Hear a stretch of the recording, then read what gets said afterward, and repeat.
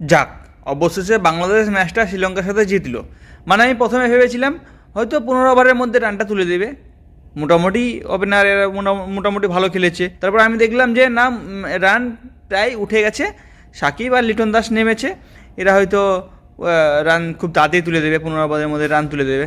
কিন্তু না, লিটন দাস বলছে যেন আমি তো আমার কাজ করে দিয়েছি, আজকে তো আমি তো যা করেছি আমার কাজ করে দিয়েছি, আমি আর পারবো না, সাকিব তুই খেল। তো হয়ে গেল আউট, চলে গেল, মানে রেস্টে চলে গেল। এবার সাকিব বলছে ভাই আমি তো ম্যাচ জিতাতে আসিনি, আমি তো ম্যাচ হারাতে এসেছি, তাই খানিক কিছুক্ষণ টেস্ট খেলবো, তারপর আউট হয়ে চলে যাব।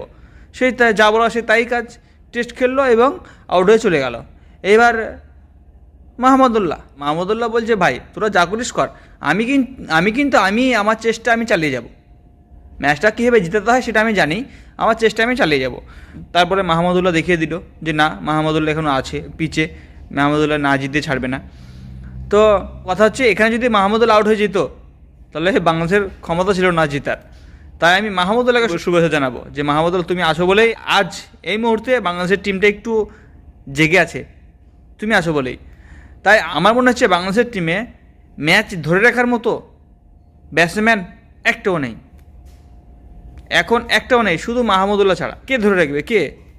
তোমরা তো খুব ভরসা করো সাকিব, আর সাকিবকে বাদ দিচ্ছে না কেন?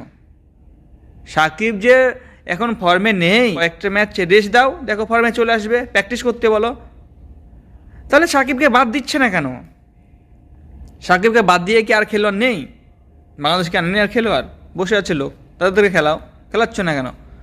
সে দেখছো সাকিব একটা ফর্মে নেই, তাহলে বারবার খেলিয়ে লাভ আছে? এইভাবেই তো বাংলাদেশের টিমটা ডাউন হয়ে যাচ্ছে।